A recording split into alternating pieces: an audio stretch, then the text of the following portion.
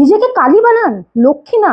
ছি ছি, এটা আমার কথা না, এটা হচ্ছে কিছু আনস্টেবল বুদ্ধি সম্পন্ন দিদিদের কথা, এই কিছু খারাপ ঘটনাকে কেন্দ্র করে। আমার কথা হচ্ছে প্রতিবাদ করো, তাতে সমস্যা নেই, কিন্তু এগুলো কি দিদি? নিজের মেয়েকে কালী তৈরি করো, লক্ষ্মী না। নিজেকে কালী তৈরি করো, লক্ষ্মী না। বলছি দিদি, কালী কি আপনার পাশের বাড়ির সেই মেয়েটা যার গায়ের রং কালো হওয়ার জন্য আপনি ওনাকে ওই কালী, ওই কালু বলে ডাকেন?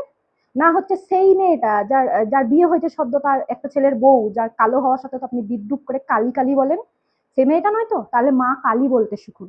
আর লক্ষ্মী, লক্ষ্মীকে আপনার হচ্ছে, আপনারা তো সেই দিদিরাই না যার নিজের ভাই বা ছেলের বউ হচ্ছে কালো নয়, ফর্সা লক্ষ্মীমন্ত বউ চায়, সেই লক্ষ্মী তো?